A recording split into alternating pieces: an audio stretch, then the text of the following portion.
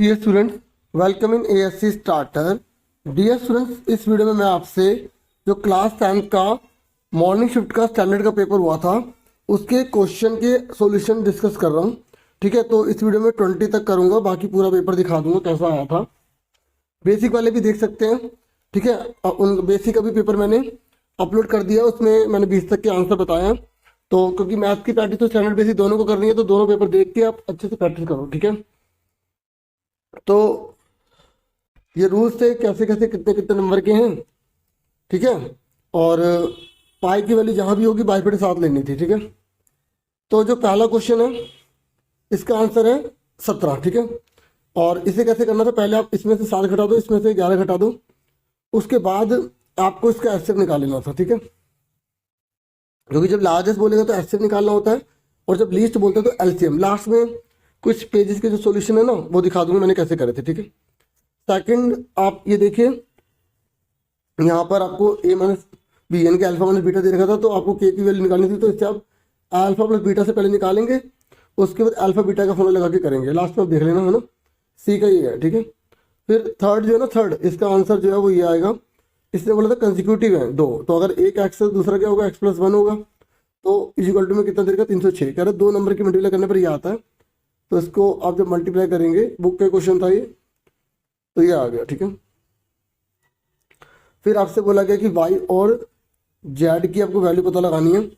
ठीक है, तो आप देखो इसको, एक तो आप एक चैप्टर से कर सकते थे, नहीं तो आप दूसरा तरीका पाइथागोरस थ्योरम से कर सकते थे। पाइथागोरस थ्योरम से जैसे आपने इस एंगल को निकाल दिया इससे, ठीक है, दूसरा आपने जो है ना इसको इससे निकाल दिया, मतलब इसकी मदद से। नहीं तो आप अगर दूसरा यहाँ पे हमें सिमिलर दे रखा तो सिमिलर थ्योरम से भी हम कर सकते हैं इसको सिमिलर। और पाइथागोरस थ्योरम तभी अप्लाई होगी जब ये 90 होगा। सिमिलर है तो शेप तो सेम होगी। ठीक है, ये है, पर 90 होगा ये जरूरी नहीं था ना, इसलिए।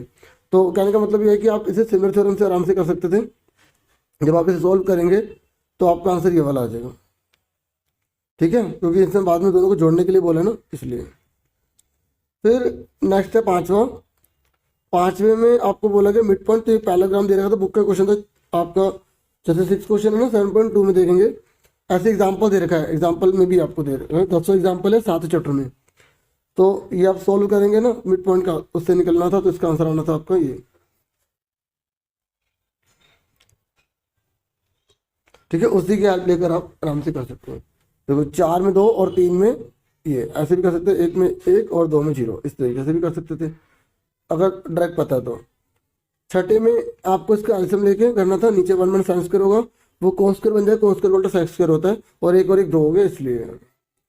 सातवां आपको बोला गया कि अगर ये बड़ा है और ये छोटा है, इसका स्क्वायर करेंगे तो क्या आएगा। तो अगर और प्राइम नंबर लेने, जैसे हमने 3 का स्क्वायर ले लिया, ठीक है, और हमें और यहाँ पर देखो P1 बड़ा लेना है, तो हमने 5 का स्क्वायर ले लिया और 3 का स्क्वायर ले लिया, या हमने 7 का स्क्वायर ले लिया और हमने 5 का स्क्वायर ले लिया, तो कोई भी हम ले रहे हैं। ठीक है, प्राइम नंबर तो क्या आ रहा है, देखो 25 आ रहा है। आपको पता है ना formula A minus B A plus B. ठीक है, तो आपको पता 2 से किससे भी मल्टीप्लाई करेंगे, या 4 से किससे करेंगे इवन बन जाएगा। जैसे अगर 3 को भी 2 से करेंगे तो 6 हो जाएगा। शॉर्टकट बता रहा हूँ बिल्कुल। ठीक है, तो इसका आंसर क्या आएगा, ए। ये मैंने लिख दिया यहाँ पर। इसको सॉल्व करेंगे, इनकंसिस्टेंट है, तो केवीएस का पेपर डाला था ना, तो उससे आपकी हेल्प हो गई थोड़ी बहुत। तो ये फॉर्मूला लगा के सॉल्व करना था। तो साइंस का भी केवीएस का मैंने ऑलरेडी अपलोड किया हुआ, वो भी देख सकते हैं। 9th जो है इसमें आपको यहाँ पर इसका आंसर ये आएगा, ये लेंगे और ये लेंगे, तो सिमिलर थ्योरम से होना चाहिए। ये हमें एम दे रखा था, हमें एन पता लगाना था, इसका आंसर बी आ जाएगा 28। यहाँ पर आपको अल्फा दे रखा है, बीटा दे रखा है, तो जब आप इसको सॉल्व करते हैं, ठीक है, तो आप ये आंसर पाएंगे डी को। ठीक है, तो यहाँ पे alpha plus beta minus B upon में ए, और अल्फा बीटा सी अपॉन में ए का फॉर्मूला लगाना था। और रेक्टेंगल में आपको पता है डायगोनल बराबर होती हैं। ठीक है, तो हमें ए और हमें देखो ये लिखा ए, ये लिखा ओ, ये बी, तो हमें ये रेक्टेंगल इसकी जो लेंथ होगी वो भी इसकी लेंथ होगी। हमें ए और बी पता, तो डिस्टेंस फॉर्मूला लगा देंगे। लेंथ मतलब डिस्टेंस लगानी थी, तो 5 का स्क्वायर 25 हो गया, 3 का स्क्वायर 9, तो 34 का रूट आ गया, तो ये सी आंसर आ गया। फिर यहाँ पर हमें सी एस से और इसका वॉल्यूम दे रखा था, तो इसकी ऊंचाई और इसका डायमीटर निकालना था, इसकी रेशियो। तो जो चीज़ दे रखी थी उसका फॉर्मूला लगा दे, 2 पाई आर एच यहाँ लगाना था, और यहाँ पे लगाना था पाई, आर दो बार लिख लेंगे एच, और यहाँ लिखेंगे 264 बटे में 224, तो ये कट जाने थे। तो 2 और आर बचेगा, इसको सोल्व करेंगे तो इस तरीके से हमारा आर निकल जाएगा, और आर निकालने के बाद फिर एच निकाल लेंगे, इस तरीके से 3:7 आ जाएगा। ठीक है, ओके। तो जैसे ये हमारा 6 आएगा, 14 आएगा, तो दोनों का 2 से कट भी जाएगा, तो ये रेशो बनेगी। जिन्होंने किया होगा उसको पता होगा। देखो ये और ये टोटल 180 होता है। ये आपका जो चैप्टर 10 है ना, उसकी 10.2 एक्सरसाइज जब देखेंगे, उसके लास्ट क्वेश्चन 13 देखेंगे, उसमें प्रूव करने के लिए बोला था कि इसका और इसका टोटल 180 होता है। सप्लीमेंट्री कहते हैं, क्या कहते हैं? सप्लीमेंट्री।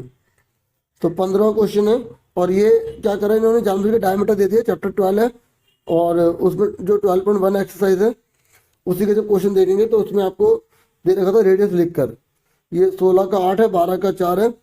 ठीक है, तो दोनों को सर्कल को मिला के एक बड़ा सर्कल बनाया गया, तो इसका 64, इसका 16, ठीक है, और सॉरी 4 नहीं था, 6 था, तो 64 और 36, 100 का रूट कितना होता? 10। और यहाँ पर देखो ये इसको बाइसेक्ट कर रहा है, और आपको पता होगा कि सेंटर से अगर किसी कोण को बाइसेक्ट करते हैं तो वो 90 डिग्री का होता है। ठीक है, तो हम ये 90 दे रखा था, ये 40 दे रखा था, तो ये कितने का आएगा? एक ट्रायंगल का रोड कितना होता है? 180 होता है, तो ये कितना है? 50 का। ऐसे ये भी एक ट्रायंगल है, ये हमें 50 दे रखा है, 90 दे रखा, तो कितने का? 40 का होगा। ठीक है, और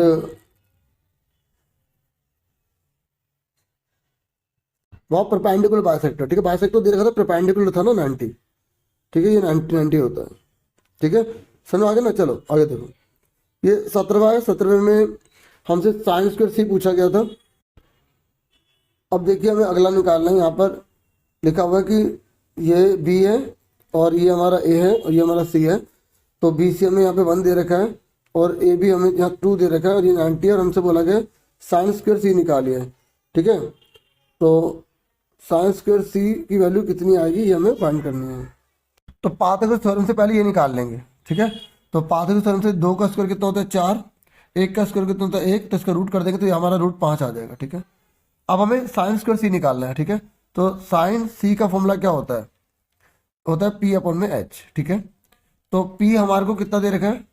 पी हमें ऊपर की ओर 2 लिखा था, तो कितना आएगा? 2, और 2, और नीचे एच कितना निकाला हमने? रूट 5। अब इसके ऊपर लगाओ स्क्वायर, तो पूरे के ऊपर लगा देंगे स्क्वायर, तो कितना होगा? 4, रूट कट जाएगा तो 5, तो ये आंसर आएगा इसका सी। फिर 18 है, और 18 में हमसे बोला कि 1 से लेकर 25 तक नंबर ले लो, प्राइम नंबर की प्रोबेबिलिटी निकाले। तो प्राइम नंबर 2 से स्टार्ट होते हैं, 2, 3, 5, जिसके एग्जैक्ट 2 फैक्टर होते हैं। ठीक है ना, तो ये होते हैं 1, 2, 3, 4, 5, 6, 7, 8, 9। तो 9 टोटल कितने हैं? 25। तो इस तरीके से आंसर आ गया हमारा 9/25। फिर हमसे बोला गया कि अगर एक कोन है, कोन की हाइट 24 है, और डायमीटर 14, यानी कि रेडियस 7 हो गई। आपको पता है कि जो आपकी हाइपोटेनस निकलेगी 24 से 7 से बड़ी निकलेगी, लिखा है 15। ये तो पहले से गलत है। ठीक है, और कह रहा है कि क्या अगर आर दे रखा एच दे रखा हो तो एल ऐसे निकालते हैं? हाँ, तो आपको पता है ये गलत है और ये ट्रू है, तो कौन सा आंसर सही हुआ? इसका डी। ठीक है, इसका आंसर होगा डी। फिर 20 पर आ जाओ। 20 में आपको बोला कि इसके डिस्टेंस 10 होगी, और फॉर्मूला ये होगा। आपको चेक करना पड़ेगा कि सच में डिस्टेंस ये है, तो बाकी जगह 6 लिख लो। डिस्टेंस का मतलब 10 में 2 का 8, 8 का स्क्वायर, और 6 में से 0 का 6, 6 का स्क्वायर, तो 8 8 64 होता है, 6 6 36 होता है, और 100 हो गया। 100 का रूट कितना होता है? 10 होता है, तो 10 तो आ रहा है। और क्या इसी फॉर्मूले से आ रहा है? हाँ, ये भी सही है, तो इसका मतलब दोनों सही है, ए आंसर आ गया। देखो मैं इस वीडियो में केवल 20 तक ही दिखा सकता हूँ, बाकी के आंसर के लिए आपको वेट करना पड़ेगा। आपको आंसर की ऑफिशियल जो है वो आएगी, मैं आपसे शेयर कर दूंगा। ठीक है, अभी फिलहाल इस वीडियो में केवल आपको क्वेश्चन पेपर शेयर कर रहा हूँ। लास्ट में जो मतलब थे ना सॉल्यूशन जो भी मैंने ऊपर समझाए हैं वो आपको दिखा देता हूँ।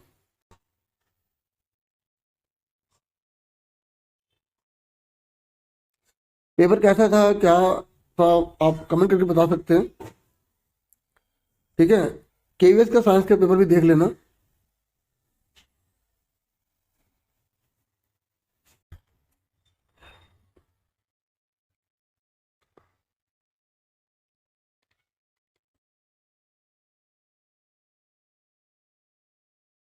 ये क्वेश्चंस हैं, ठीक है।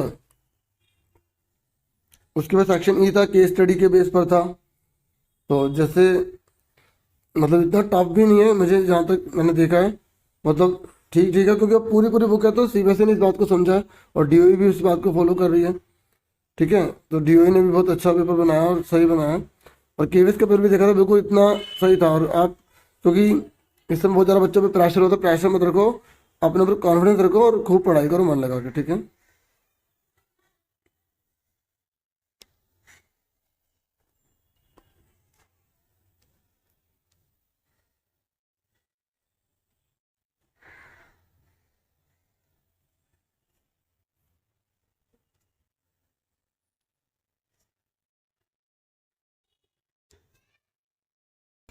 देखिए ये जो मैंने सॉल्व किए हैं, ठीक है,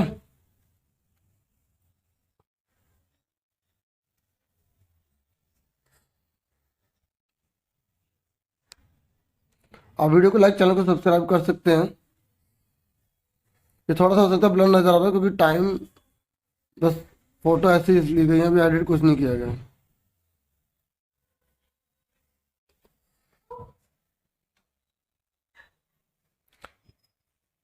ठीक है डियर स्टूडेंट, यही था बस। And thank you for watching and listening carefully. Take care साल डियर स्टूडेंट्स।